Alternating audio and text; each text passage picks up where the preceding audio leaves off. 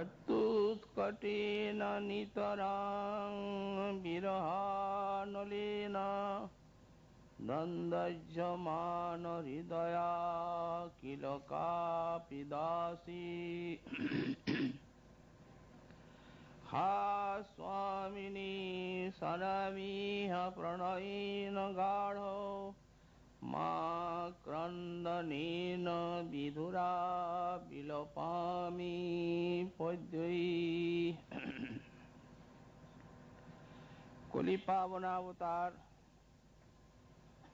श्री श्री गौरांग महाप्रभु परम अंतरंग पार्षद श्री श्री राधा कुंडाश्रयी परम पूज्य पाद श्री श्री रघुनाथ दास गोस्वामी चरण तार श्री श्री विलाप कुसुमांजलि ग्रंथे सप्तम संख्यक श्लोके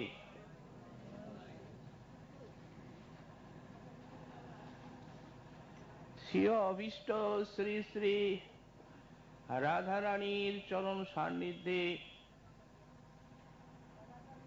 বিরহ ব্যাকুল দশায় প্রাণীর প্রার্থনা জ্ঞাপন করতে গিয়ে আর বললেন,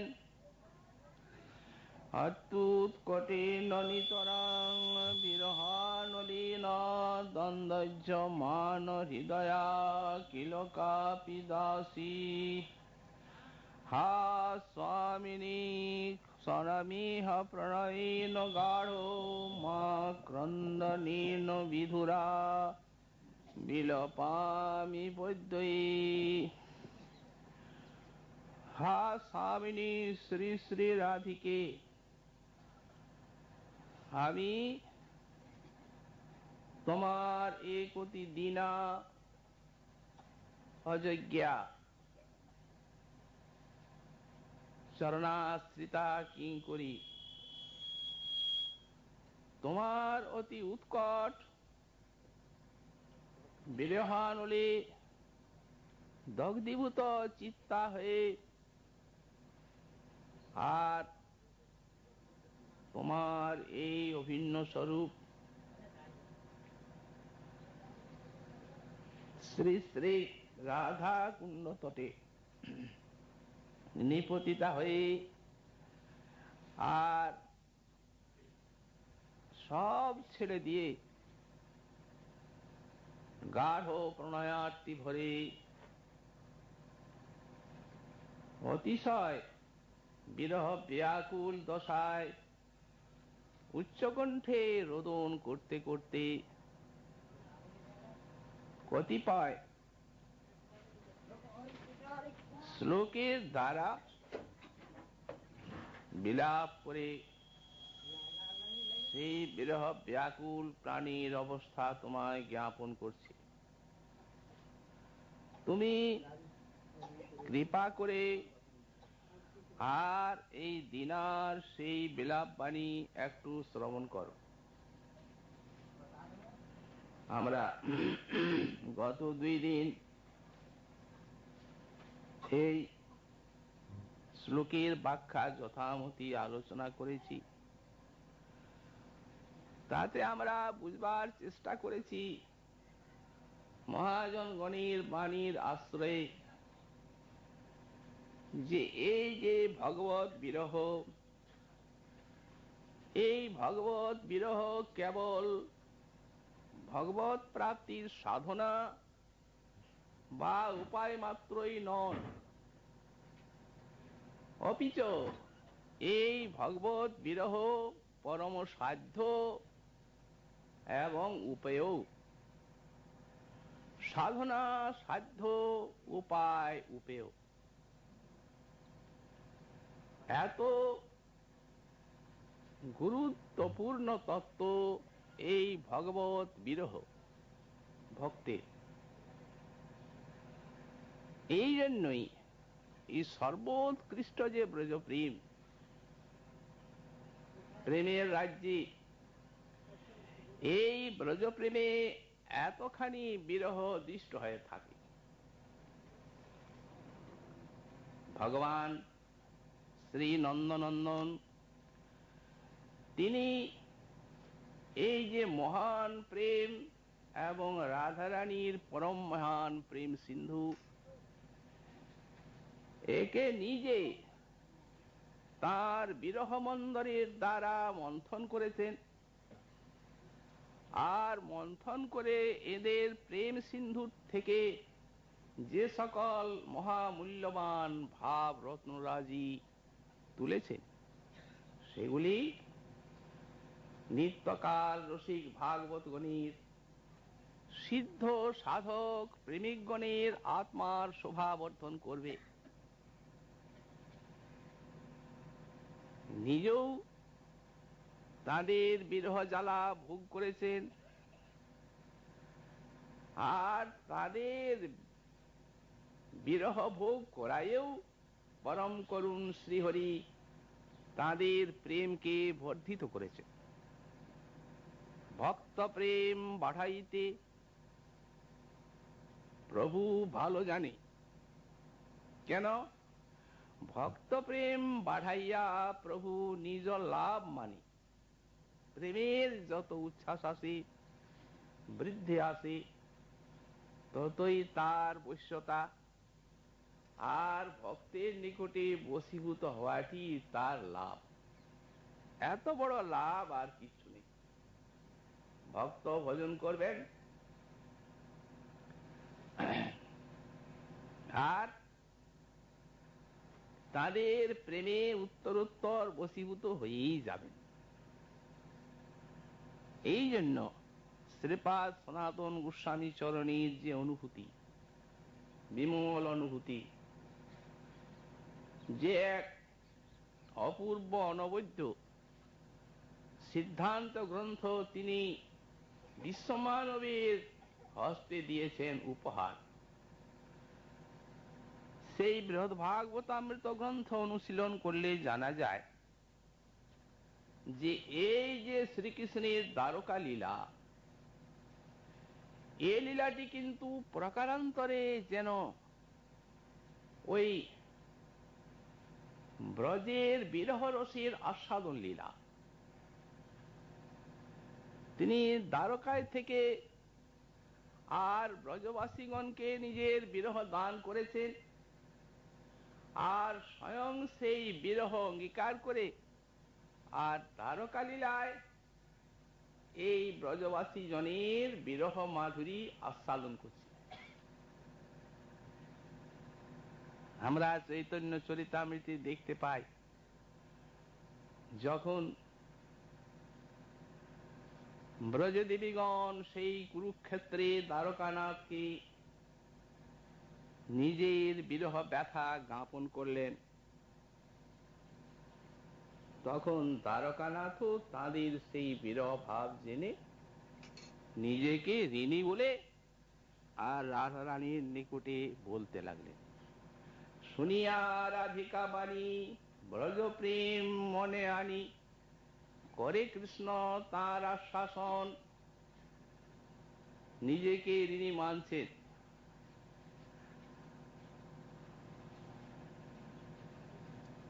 রাধে শুনো শোনো আমার এই বাক্য, আমারও ব্যথা কম নয়।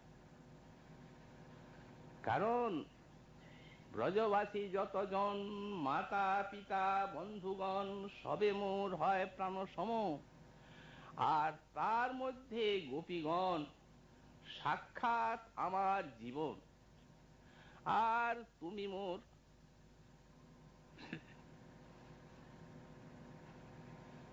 এই জীবনের জীবন। অতএব এই যে তোমাদিগকে ত্যাগ, এ কি আমার কষ্ট কম? কিন্তু প্রিয়া প্রিয় সঙ্গ বিনা, প্রিয় প্রিয়া সঙ্গহীনা নাহি জিয়ে এ সত্য প্রমাণ। মোর যেই দশা শুনে তার সেই দশা হবে, এই ভয়ে দহে রাখে প্রাণ। এতদিন মরেই যেতাম, কারণ জীবন বিহনে দেওয়া থাকে না। আর জীবনের জীবন না থাকলে মানুষ বাঁচবে কি করে?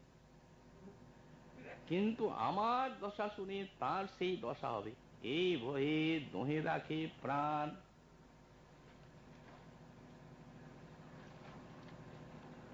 অতএব বিয়োগ যে মানছে প্রিয় হিতে, প্রিয়ের হিতার্থের জন্য এই বিয়োগ মানসা করা, এটি আকাঙ্ক্ষণীয়। কারণ প্রিয়ের এই বিরহে বিশাল প্রেম সিন্ধু উচ্ছ্বলিত হয়। এই জন্যই যারা ব্রজপ্রেমিক তাদেরকে নিরন্তর ওই শ্রীকৃষ্ণ মিলনের আনন্দে আর শ্রীকৃষ্ণ বিরহের দুঃখের সাগরে ভাসতে হয়।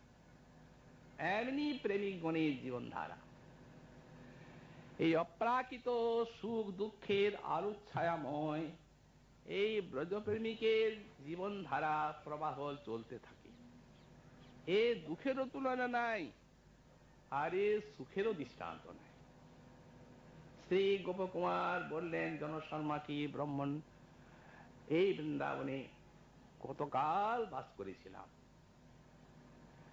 কোন সময় মনে হতো যে যমুনার সুশীতল জলের মধ্যে আছি, আর কোন সময় মনে হতো যেন অনলের ভিতরে বাস করছি, দাবানলের মধ্যে।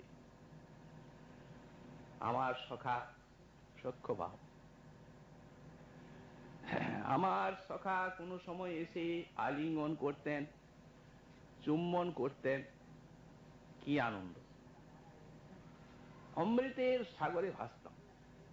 মনে হতো আহা, এত করুণাময় আমার সখা, কিন্তু দেখতে দেখতে আড়াল। তখন মনে হতো করুণার ভিতরে যেন কোনো সঠতা লুকিয়ে আছে। হে ব্রাহ্মণ, এই অপ্রাকৃত সুখ দুঃখে ভাসতে ভাসতে কত কত যুগ এই ব্রজে, ভৌমব্রজে বাস করেছিলাম।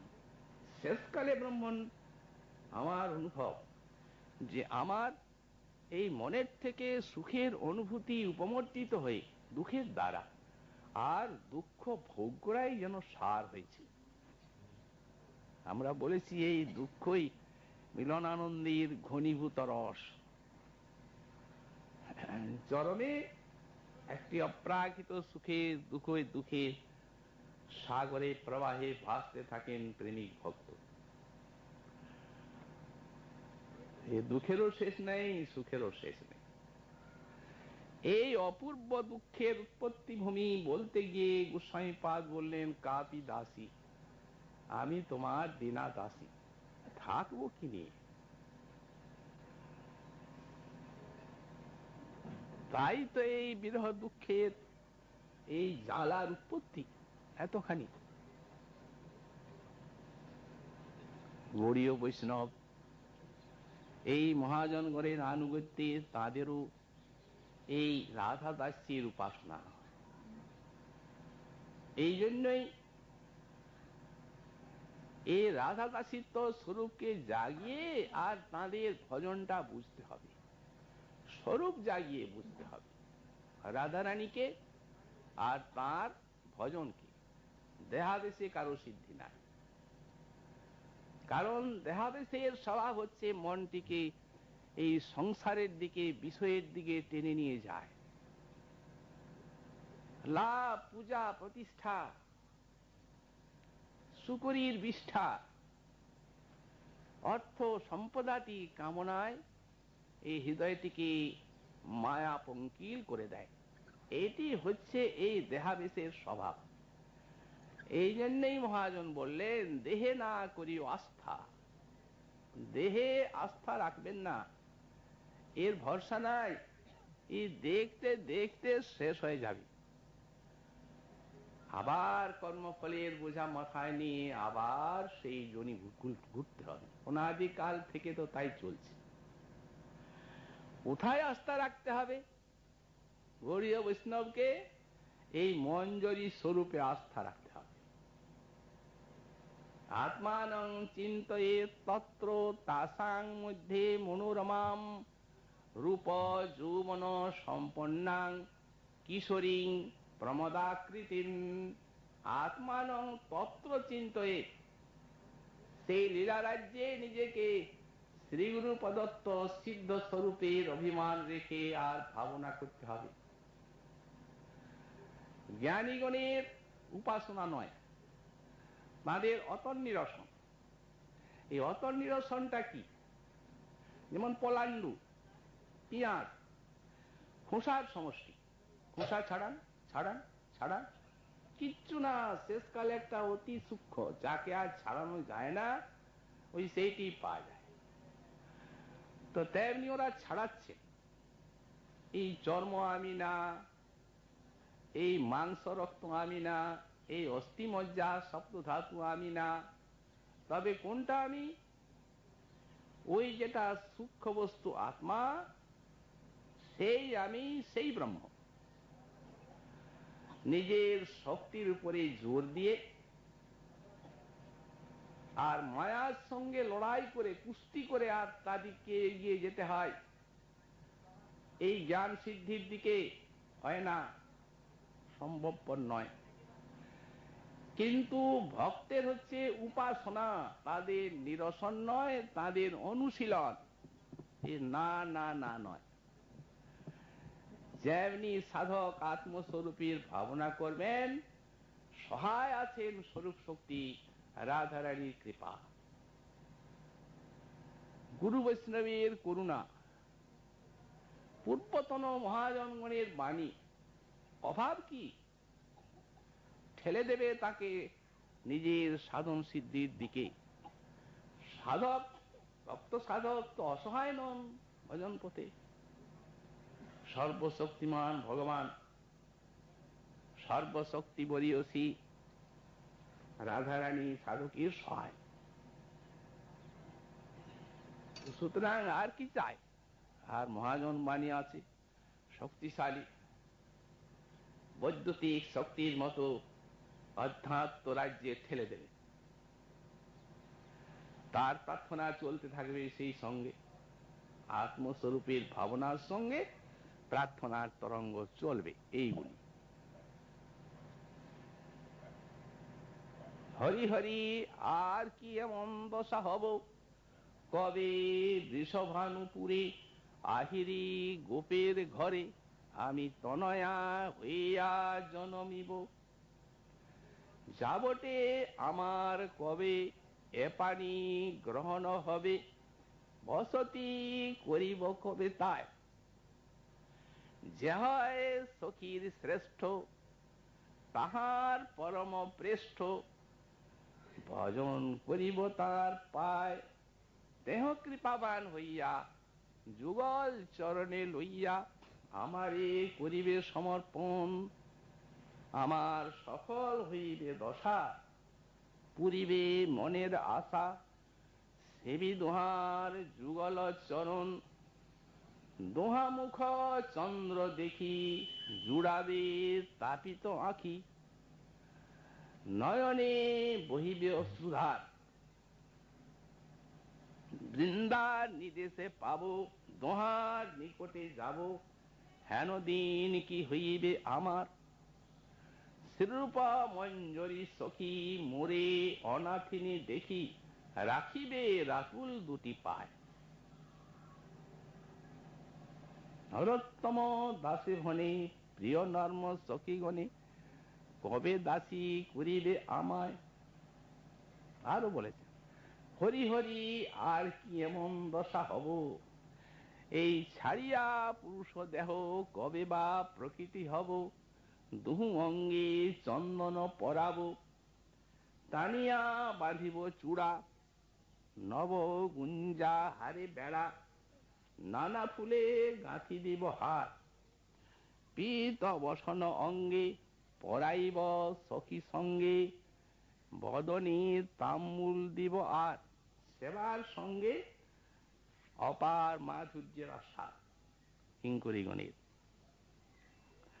আমি সেনারূপ মাধুরী হেরিব নয়ন ভরি, নীলাম্বরী রায় সাজাইয়া নবরত্ন জরিয়ানি, বাঁধিব বিচিত্র বেণী। তাহে দিব মালতী গাঁথিয়া, সেনারূপ মাধুরী হেরি মনয়ান ভরি, এই মনে করি অভিলাষ, জয়রূপ সনাতন দেহ মরে এই ধন, সে ধয় সেরত, এই এই রূপ সনাতনের চরণে অভিলাষ, আর কিছু কামনার নাই। তারাও দিয়ে রেখেছেন ঢেরি। গৌরাঙ্গ সিন্ধুতে ডুবেছেন, সংগ্রহ করেছেন অপার সমস্ত মণিমাণিক্য রত্ন, দুবিরূপ সনাতন তুলি নানা রত্নধন, যতনে গাঁথিয়া তার মালা। ভক্তি সূত্রে গ্রন্থি করি লহজীব কণ্ঠ ভরি, দূরে যাবে তাপত্রয় জ্বালা। এই রূপ সনাতন রঘুনাথ শ্রীজি কত সমস্ত যুগল ভজনীর উপহার, মহারত্ন মণিমাণিক্য সমস্ত দিয়ে রেখেছেন, কোনো অভাব নাই, কেবল ভক্তি সূত্রে গ্রন্থিটা করে আর পড়া। অর্থাৎ প্রীতির সঙ্গে ভক্তির সঙ্গে এই সমস্ত বস্তুর অনুশীলন, এতেই তো স্বরূপ দাঁড়াবে। আর খুঁজতে যাব কোথায়? সাধনার সিদ্ধি, এই সাধনা এই সিদ্ধি। এই জন্যই মহাজন বললেন, সাধন এখানে সিদ্ধ এখানে ভাবের গোচর সে, এখানে যদি তা বুঝিতে না পারো তো মরিলে দেখিবে কে? মরণের পর আর কিছু নেই, মরণটা হচ্ছে তমগুণের কার্য। ওখানে কি পাওয়া যাবে? যজ্জদ ভাবস্বং বাপি তজ্জন্তন্তি করে বরম, স তমবৈতি কুন্তেয় সদা তদ্ভাব ভাবিত। যে যে ভাব নিয়ে আমরা মরব, মরণকালে যে ভাবটা প্রবল হবে সেইটাই পাব নিশ্চিত। এই লক্ষণের, এই অদ্বৈত বিজ্ঞানের কোনো বিচার হয় না, হবে না। সাক্ষাৎ গীতায় ভগবানের শ্রীমুখ বাণী। অতএব এই দাসী বলে গোস্বামী পাদের অন্তরে এত বিরহ জ্বালা। সম্বোধন করছেন হা স্বামিনী, হা শব্দ প্রেমবাচী, কাতর হয়ে একবারে কণ্ঠাগত প্রাণ অবস্থায় সম্বোধনটি হচ্ছে। হা স্বামিনী, প্রেমবাচী হা শব্দ ভূষিত। এই স্বামিনী আহ্বানের পূর্বে শ্রীপাদ হরিদাস ঠাকুরকে শ্রীমন মহাপ্রভু প্রশ্ন করছেন, হরিদাস, এই যে তুমি হরিনাম করছো বিশ্বের কল্যাণ কামনায়, তো এই জগতে ব্রাহ্মণ এবং গুহত্যাকারী ব্রাহ্মণ বিদ্বেষী কত লক্ষ লক্ষ ম্লেচ্ছ আছে। হরিদাস, আচ্ছা তাদের গতি কি চিন্তা করেছ? ঠাকুর হরিদাস বলছেন, প্রভু এই যবনের সংসার দেখি দুঃখ না ভাবিও। দেখো, তারা এই শুকরকে হারাম বলে, হারাম হারাম তারা কহে নামা ভাষা। ঠাকুর হরিদাস বলছেন যে এই যে ভগবানের নাম রাম, আবার হা শব্দ তাহাতে ভূষিত, কে হারাম বলে? মহাপ্রেমে ভক্ত কহে হা রাম হা রাম। এই প্রেমবাচী শব্দটি মহাপ্রেমাবিষ্ট হয়ে ভক্ত যখন অভিষ্টকে ডাকেন হা রাম হা রাম, যবনের ভাগ্য দেখো লয় সেই নাম। তদের যবন শুকরকে হারাম বলছে, ঠাকুরকে তো বলছে না। তো সুতরাং তার দ্বারাই যখন তারা বিমুক্তি লাভ করছে, প্রভু যদি এইটা প্রেমের সঙ্গে হয় তাহলে হয়, আর যদি উৎকট বিরহ দাবানলের সঙ্গে আসে তাহলে কি হবে? কত আকর্ষক এই শব্দ হা স্বামিনী। স্বামিনী শব্দের অর্থ কি? প্রভুকে, অধিপতিকে স্বামী বলা হয়। তারই স্ত্রীলিঙ্গে হচ্ছে এখানে সম্বোধন স্বামিনী, যথা সর্বস্বরূপে রাধারানীর চরণকে বরণ করে নিয়েছে। ওই চরণে অনন্য শরণা কিঙ্করী সম্বোধনটি শুনলে মনে হবে যে দেহাবেশের কোনো গন্ধ নাই। যদি দেহাবেশের গন্ধ থাকে তাহলে কি স্বামিনী সম্বোধন হতে পারে? ওই যে বলেছেন কাপি দাসী, তো সেই দাসিত্ব নিষ্ঠা সব দেহদৈহিকাদিকে ভুলিয়ে দিয়েছে। কিন্তু তার দেহটি তো প্রাকৃত নয় আমাদের মতো, তার দেহটি তো পার্শ্বদ শরীর, মহাপ্রভুর প্রিয় পার্শ্বদ রঘুনাথ। কিন্তু রাধা দাস্যের যে আবেশ, এই আবেশটি এত গাঢ়, এত বিশাল, এত শক্তিশালী যে সাক্ষাৎ মহাপ্রভুর পার্শ্বদ স্বরূপটা ভুল হয়ে গেছে। নিজেকে রাধারানীর কিঙ্করী, সেই তুলসী মঞ্জরী, সেই রতি মঞ্জরী বলেই তিনি মনে করছেন। আর তা না হলে কাপি দাসী এও হতে পারে না, আর এই সম্বোধনটিও হতে পারে না এই হা স্বামিনী।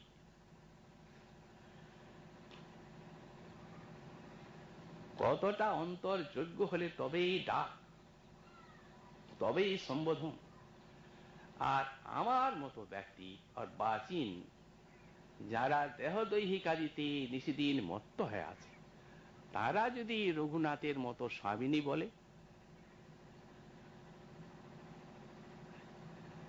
তাহলে এটা একটা পরিহাস ছাড়া আর কিছু নয়। নিজে কতটা অন্তর যোগ্য হলে তবেই সম্বোধন। এই সম্বোধনটি আমরা মনে করি দাস গোস্বামীতে রূঢ়ি।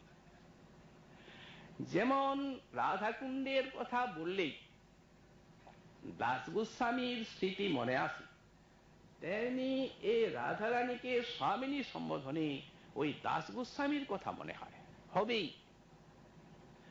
কারণ এই প্রেমবাচী শব্দ তিনি প্রয়োগ করেছেন বারবার।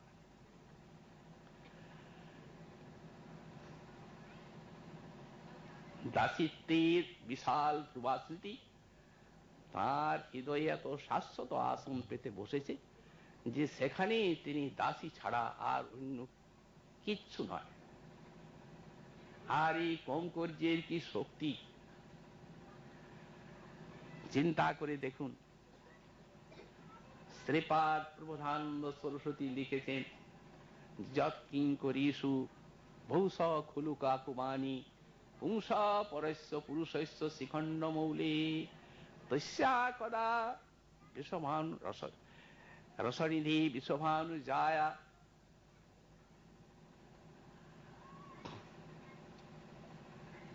প্রাঙ্গণ মার্জনী শ্যাম প্রার্থনা করেছেন, তার কারণ তিনি ব্রজের সখী। কিন্তু কিঙ্করী ভাব তাঁর হৃদয়ে সখী হল। কিঙ্করী ভাব এত মাধুর্য এবং প্রভাব বিস্তার করেছে যে উনি বলছেন সাক্ষাৎ ভাবে তো সেই কিঙ্করী হওয়া সম্ভবপর নয়।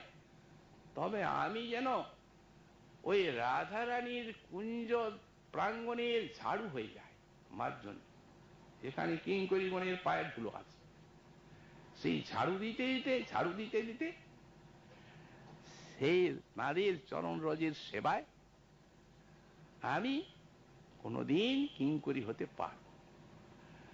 কিন্তু ইনি আমি কিঙ্করী হব কোথাও বলেন নাই, রূপ গোস্বামীও বলেন নাই, আর রঘুনাথ দাস গোস্বামী বলেন নাই। কেবল আমি তোমার দীনা কিঙ্করী, আমি দীনা কিঙ্করী। সুতরাং এই হাত স্বামিনী সম্বোধন এ কত অন্তরের, কত প্রাণের, এইটি বুঝে দেখতে হবে আমাদের, অর্বাচীনের জন্য নয়। শঙ্করাচার্যের একটা সন্ন্যামর্ক শিষ্য ছিল। এখন শঙ্করাচার্য বলতেন শিবোহম, তখন সেই সন্ন্যামার্কাও বলতো শিবোহম। ওরে ওই রূপ বলতে নেই। প্রভু বলছেন শিবহম তে শিবহম। শঙ্করাচার্য দেখলেন একটু শিক্ষা দেওয়া দরকার।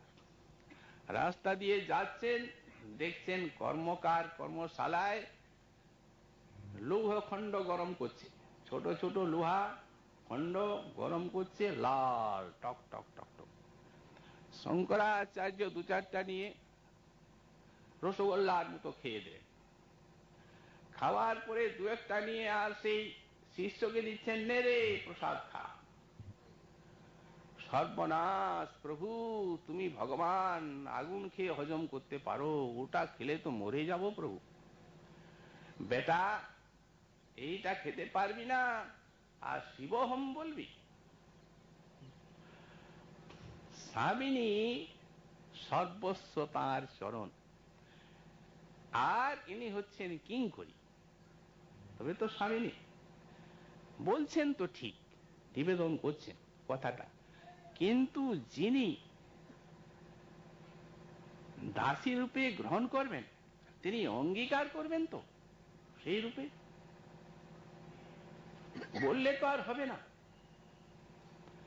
আমি বললাম আমি তোমার এই দিনা কিঙ্করী, তোমার চরণ ছাড়া কিচ্ছু জানি না, কিন্তু তিনি কি কিঙ্করী বলে বরণ করে নেবেন তো? তারও তো প্রমাণ চাই।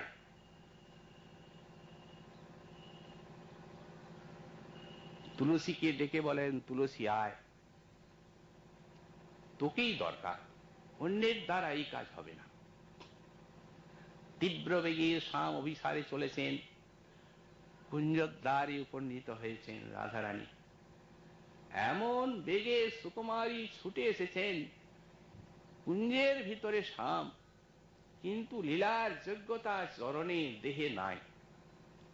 সঙ্গে তুলসী কিঙ্করী, ওরে আয়, পাগুলো একেবারে অবশ, অতএব এই চরণ টিপে দে। আদেশ দিচ্ছেন, কিঙ্করী রূপে চরণ সেবার আজ্ঞা। আজ্ঞায় করিব সেবা চরণারবিন্দে, আজ্ঞায় সেবা করব, তুমি আদেশ দেবে। আমি তো নিজেকে তোমার চরণে দাসী রূপে ফেলে দিলাম, তুমি গ্রহণ করবে, তবে তো জানবো যে আমার এই দাসিত্ব তুমি স্বীকার করলে। এমন ভাবে টিপে দিচ্ছেন, একবারই চরণে লীলার যোগ্যতা এনে দিলেন। উৎফুল্লা হলেন কিঙ্করী সেবায়, স্বামিনী আনন্দের আর পারাপার নাই। একটি শ্লোক বলেছেন, একটা লীলা, কেনাপি দোষ লবমাত্রেণ লবেন দেবী সন্তাঢ্যমান তয়া ধীর মতে তচ্চৈ রোষেন তল্ললিতায়া ললিতায়া কিল নিয়মান সংরক্ষতে কিমুমনাগ সদয়ং জুনয়ম। একদিন রাধারানী নৃত্য করছেন সখী সমাজে শ্যাম সুন্দরীর নিকট। চারদিকে সখীগণ আছেন, সখীগণও প্রার্থনা করছেন রাধারানীকে নৃত্য করতে, আর শ্যামও দেখছেন, ইচ্ছা করেছেন রাধারানীর নাচ। রাধারানী নৃত্য আরম্ভ করেছেন, নৃত্যটা জমছে না, কোন জায়গায় অভাব। হঠাৎ মনে পড়েছে, ওহো, সেই কোটির মেখলাটা কুঞ্জে ফেলে এসেছে, বিলাস কুঞ্জে জমছে না নৃত্যটা, অতএব ওই মেখলাটা আনতে হবে। এমন কে আছে? তুলসীর দিকে ইঙ্গিত করছেন, চোখে চোখে কথা, মুখে কিছু বলার উপায় নাই। চারদিকে সখীগণ আছেন আর শ্যাম সুন্দর আছেন কাছে, লজ্জায় মরে যাবেন। তা এরাও তেমনি, এদের যে দাস্য আর সেবা, সেই অখণ্ড মহাভাবের হৃদয়টা, মনটা এদিকে বুঝিয়ে দেয়। বুঝতে পারলেন যে আদেশ বেরিয়ে যাচ্ছে, কুসুম চয়ন করতেও যান, কোন সেবার উপকরণ আনতেও তো যান, অতএব কেউ আর তাকে জিজ্ঞাসা করছেন না সখী মঞ্জুরিগণ কোথায় যাচ্ছে। ললিতা দেখছেন এমন কিছু ব্যাপার না হলে এ তো যাবার নয়, চোখে চোখেই বলছেন কোথায় যাবি, চোখে চোখেই উত্তর দিচ্ছেন পরে বলবো। চলে গেলেন। যে সেই বিলাস কুঞ্জে দেখছেন মেখলাটি পড়ে আছে, বিলাসের আতিশয্যে ছেড়ে এসেছেন মেখলাটা। পড়াতে হবে, ঝঙ্কৃত হয়ে উঠবে মেখলার রব, তবে বাঁশির গানটা সুরটা জমাট বাঁধবে। ওই বাঁশির গানটাকে জমাট করবে এর রবটা। তুললেন, বাজছে না। ও আবার অভিমানী হয়ে গেছে, ফেলে গেছেন তো প্রিয় জিনিস। এখানে মান অভিমানেরই রাজ্য এই ব্রজধাম, বিশেষত সেই লীলা রাজ্য। ও বাজছে না। কিঙ্করী তুলসী বুঝতে পারলেন যে এর মান হয়েছে, রাধারানী ছেড়ে গেছেন, এই জন্য অভিমানে পড়ে আছে, ধুলায় ধূসরিত হয়ে। মুছলেন, চুমো খেলেন, বুকে নিলেন। ওরে দেখ, এমনি কি তিনি ভুলেছেন নাকি? তোকে বিলাসের আতিশয্যে বিস্তৃতা বিলাস ভুলিয়ে দিয়েছে, তিনি তোকে ভুলেন নাই। আর তাই যদি তাই হতো, তার প্রয়োজন না হতো, বুদ্ধিপূর্বক ফেলে যেতেন, তাহলে কি আমাকে আনতে পাঠাতেন তোকে? চুমো টুমো খেয়ে ঝম ঝম ঝম গেল মান। গোপনে বুকে নিয়ে ছুটলেন। তা এখন রাধারানীর চরণে, রাধারানীর কোটিতে পরাবেন কি করে? একটা উপায় আছে, এটা কিঙ্করী গুণেরই উপায়। মানে যখন রাধারানী নৃত্য করেন, যে সময়ে কোটিদেশ ক্ষীণ, নিচে বিশাল নিতম্ব, উপরে গুরুভার, ঘুরে ফিরে যখন নাচেন তখন মনে হয় কোমরটা ভেঙে যাবে। তখন এরা আশঙ্কা পান অন্তরে, তখন ধরেন যে কোমরটাকে। এটা সখীগণও জানেন, কিঙ্করীদের সেবাটা হয় আশঙ্কায়। এরা নিত্যপরায়ণা ঈশ্বরীর কোটিটিকে ধরেন। ওই কোমর ধরার ছলে যে এমন ভাবে পরিয়ে দিলেন যে কেউ লক্ষ্য করতে পারলেন না, বুঝতেই পারলেন না। তবে হ্যাঁ, একজন জানলেন, যাকে দেখালেন, ললিতা। তারপরে নৃত্য শেষ হলো, সখীগণও আপন আপন নৃত্য সব দর্শন করালেন রাধারানী শ্যাম সুন্দরকে। এক্ষণে পরিশ্রান্ত হয়েছেন সকলে নৃত্য করে, ঘর্মাক্ত কলে ভরা, ঘন ঘন নিঃশ্বাস উচ্ছ্বাস বইছে, সব বসে বিশ্রাম করছে। ইত্য অবসরে নানা প্রকার পারস্পরিক রসালাপ। ওই রসালাপের ভিতরে ললিতা এমন একটা গূঢ় পরিহাস করলেন যে রাধারানী বুঝতে পারলেন যে ওই ব্যাপারটাই জানে। জানলো কি করে? তো ললিতাই বুঝতে পারলেন। সেই গূঢ় পরিহাসটা বললে তো রাধারানী বুঝলেন, আরো তো সবাই বুঝতে পারেন। সেরকম পরিহাস নয় এখানে। এখানে এখানে ইঙ্গিত মাত্রে সব বোঝা। বলেছেন শশীমুখী, কথা বলতে বলতে। তো শশীমুখী তো সবাই বলেন চন্দ্রবদনী রাধে। ওর ভিতরেই রাধারানী বুঝছেন যে আমার মনটা খারাপ হয়েছিল। শশী কাকে বলে? কলঙ্কি চাঁদ। অতএব মনটা আমার খারাপ হয়েছিল ওই কিঙ্কিনি না থাকাতে, তার এই ছবিটা মুখে দেখে আর এই কথাটা বলল। অতএব দেখিয়েছেও। পরে একটি নিভৃত কুঞ্জে ডেকেছেন কিঙ্করীকে, ভর্ৎসনা করছেন, বল কেন ললিতাকে দেখিয়েছিলি? কেন ললিতা টের পেল? ও যে আমাকে পরিহাস করলো। যা, বেরিয়ে যা, এই কুঞ্জে আর আসবি না, বেরো। বেরিয়ে গেলেন। বেরিয়ে যে কোথায় যাবেন?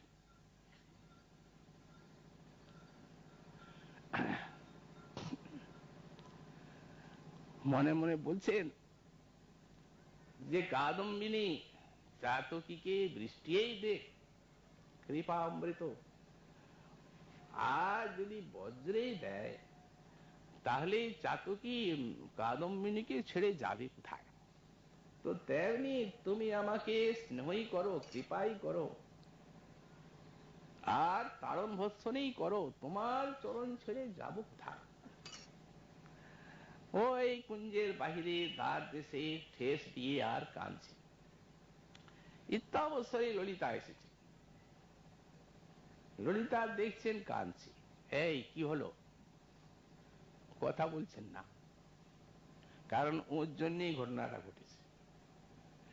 কথা তো বলছেনই না, বরং আরো বেশি ফুলে ফুলে কাঁদছে, রোদনের বেগটা বাড়ছে।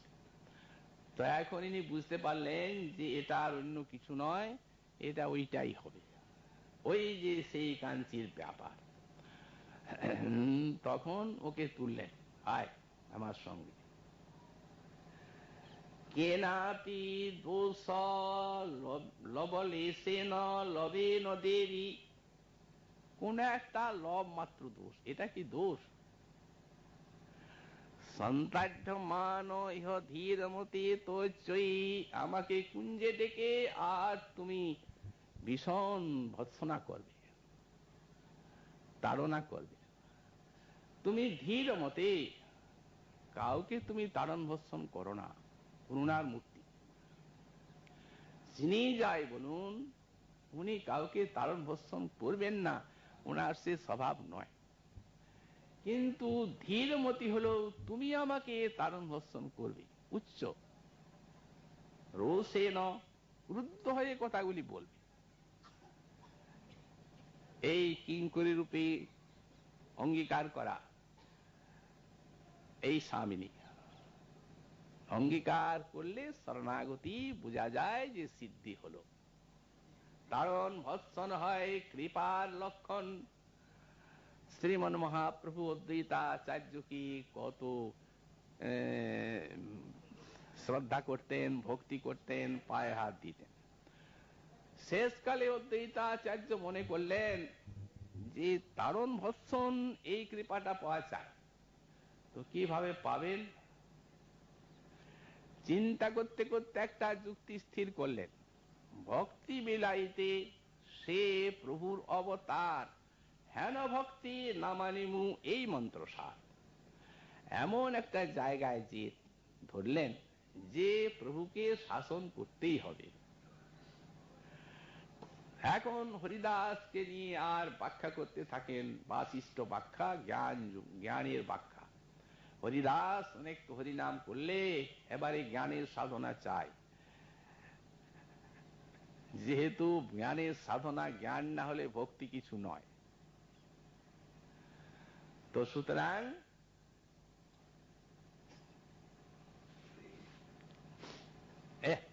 এরপর বাশিষ্ঠ শোনো, এরপর হরিনাম ছাড়ো। এখন ভক্তি যুগ ছেড়ে দিয়ে জ্ঞান বড় ব্যাখ্যা করতে করতে চলে গেলেন শান্তিপুরে, সেখানে ব্যাখ্যা করতে লাগলেন জ্ঞান।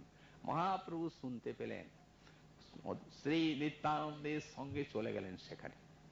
দেখছেন বাশিষ্ঠ পড়ছেন, জ্ঞানানন্দ রঙ্গে ঢুলছে। ক্রোধ মুখে কহে প্রভু, আরে আরে নাড়া, বল দেখি জ্ঞান ভক্তি দুয়ে থেকে বাড়া। আচার্য বলেন সর্বকাল বড় জ্ঞান, এই যার জ্ঞান নাহি তার ভক্তিতে কি কাম। এই যেমনি জ্ঞান বড় অদ্বৈতের শুনিয়া বচন, ক্রোধে বাহ্য পাশরিলা সচির নন্দন। একদম বাহ্য ভুলে গেলেন, ওই পীড়ার থেকে টেনে এনে কিলাতে লাগলেন। যখন খুব মারছেন, অদ্বৈত গৃহিণী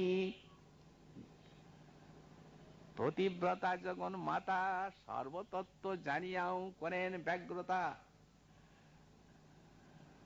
বুড়া বিপ্র, বুড়া বিপ্র, রাখো রাখো প্রাণ, কাহার শিক্ষা এত কর অপমান। এড়ো বুড়া বামনের আর কি করিবা, কোনো কিছু হইলে এড়াইতে না পারিবা, যেভাবে মারছ বিশ্বম্ভর, সে যদি মরে যায় বুড়ো তাহলে তখন কি হবে?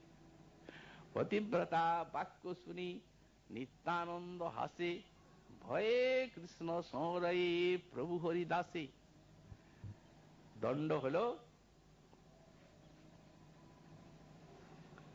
উঠলেন অদ্বৈতাচার্য, চরণে ধরে বলছেন, যেন অপরাধ কইনু তেন দণ্ড পাইনু, ভালোই করিলা প্রভু অল্পে এড়াইনু।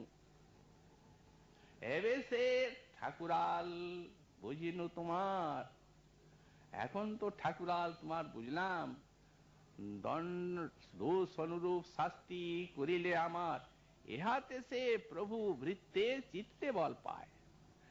এতে বল আসে যে তুমি যে প্রভু দণ্ড করলে, কৃপা করলে, কৃপাদণ্ড লাভ হলো, এতে বৃত্তে চিত্তে বল পায়।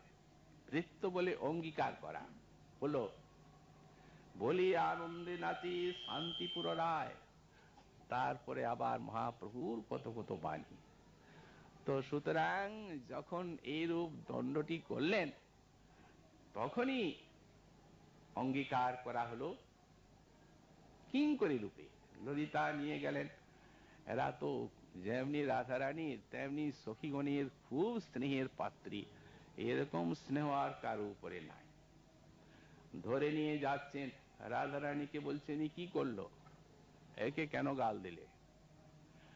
এ তো আমার ইচ্ছাতে আমাকে দেখিয়েছে, ও কি নিজে দেখিয়েছে নাকি? অতএব তোমার যদি দণ্ড দিতে হয় আমাকে দাও, ওকে কিছু বলবে না। সংদ্রক্ষতি কিমু মনাক সদয়ং জুনয়ম। ললিতা যখন এই প্রার্থনাটি করলেন, স্নেহ তো আছেই, এই স্নেহটাই তো এই রূপ আকার ধরে আর এই দণ্ডের রূপটা নিয়েছে। ও তো আছেই, স্নেহেরই তো এটা একটা রূপ। কিঙ্করী বলে অঙ্গীকার করা হচ্ছে। তো যদি একটা নিম পাতার মতো যদি চিনির বিকার কেউ তৈরি করে, তাহলে কি সেটি তেতো লাগে? ওটা তো উপাদানটা স্নেহ। তেমনি এই গালটার উপাদানটা হচ্ছে স্নেহ, কিঙ্করী বলে স্বীকার করা। সুতরাং সংদ্রক্ষতি কিমু মনাক সদয়ং জুনয়ম, তখন স্নেহ করুণার দৃষ্টিপাত করছে। মনাক সদয়ম, করুণা নির্ঝর কত কত যেন এই দৃষ্টির দ্বারে কিঙ্করীর প্রতি ঝরে পড়ছে। এই সব লীলার দ্বারা, সেবার দ্বারা অঙ্গীকারটি বোঝা যায় যে ইনিও স্বামিনী বলছেন, আর তিনিও কিঙ্করী রূপে অঙ্গীকার করে নিয়েছেন। তা এই জন্যেই হা স্বামিনী সম্বোধন করছেন। দীনা কিঙ্করী এখন সব ছেড়ে আর এই কুণ্ড তটে পড়ে তোমার দর্শন আকাঙ্ক্ষায় রোদন করছি। বৈষ্ণব ঐতিহাসিক গণের মতে এই যে বিলাপ সুমাঞ্জলি, এটি হচ্ছে শ্রীপাদ দাস গোস্বামী চরণের অন্তিমের রচনা, একেবারে শেষ। তখন কি যে তার একটা অবস্থা, তার এই যে বিরহ জ্বালা ব্যথা, এ দেখে গোস্বামীপাদ গণের হৃদয় বিগলিত হয়েছিল। শ্রীরূপ গোস্বামীপাদ তাঁর বিরহ জ্বালা দেখে ওই যুগলের চরণে প্রার্থনায় জানিয়েছেন,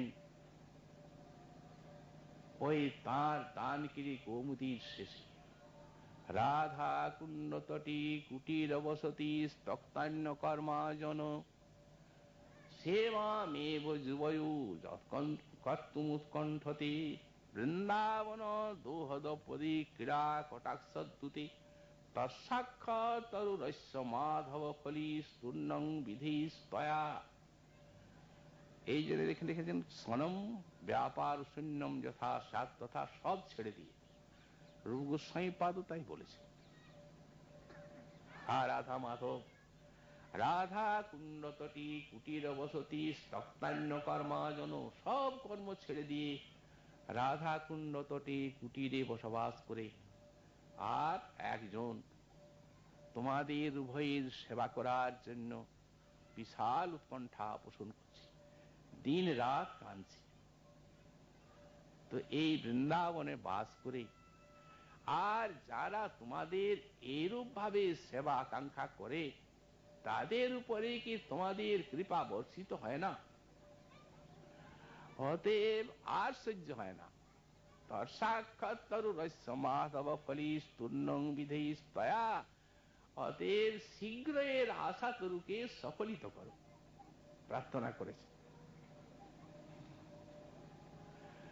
শ্রী জীব গোস্বামী পাদ লিখেছে, রূপ সনাতন এ ব্রজে অতুলন, এদের কোনো তুলনা নাই। কিন্তু এই যে রঘুনাথ দাস গোস্বামী পাদ, এ কিন্তু তার প্রেম গুণে এই রূপ সনাতনীর সমকক্ষতা লাভ করেছে। দাস গোস্বামী তো রূপ সনাতনীর চরণের দাসানুদাস বলে নিজেকে মনে করেন, কিন্তু জীব গোস্বামী পাদের অনুভব, উনি বলছেন সমকক্ষতা লাভ করেছেন রূপ সনাতনীর। কেন? রাধা কৃষ্ণ প্রেম মোহর্মিনী বহে গুণন সদা দিব্যতি। এক কারণটি দেখাচ্ছেন, রাধা কৃষ্ণের মহাপ্রেম বিরহ প্রেম সিন্ধুতে ইনি মন্দর পর্বতের মতো ঘুরছেন দিন রাত। মন্দর পর্বত যেন ওই সমুদ্র মন্থনের সময় বিশাল আকর্ষণে দেবাসুরীর বিশাল ভাবে ঘূর্ণিত হয়েছিল, তেমনি প্রেম সিন্ধুতে ঘুরছে। কিন্তু যখন বিলাপ কুসুমাঞ্জলি রচনা করেন তখন আরো গভীর দশা, যেটি রূপ গোস্বামী পাদ দেখলেন, আর রূপ গোস্বামী পাদ যেটি দেখে শ্রী শ্রী রাধা মাধবের নিকটে তাঁর আশাতরু তৃষ্ণাতরু সফলিত হওয়ার জন্য যেটা প্রার্থনা করলেন রাধা মাধবীর চরণে, এই বিলাপ কুসুমাঞ্জলি যখন লেখেন তখন আরো বেশি, আরো গভীরে। এখন সেই অবস্থাটি আমাদের বৈষ্ণব শাস্ত্রে গোস্বামী পাদ গণের বাণীতে লিখিত আছে। শ্রীমন মহাপ্রভুর কৃপা হলে এটা তো আজকে শেষ করা গেল না, তারপর এরাও আকাঙ্ক্ষা করেন আগামীকাল এখানে কীর্তন চলল একদিন পাঠের 1 ঘন্টা, অতএব অবশিষ্ট সেই শ্লোকের থেকে মহাপ্রভুর কৃপা হলে আগামীকাল আবার আমরা আস্বাদন করব। আজকে আমাদের বিলাপ কুসুমাঞ্জলি কথার এখানেই বিশ্রাম হলো।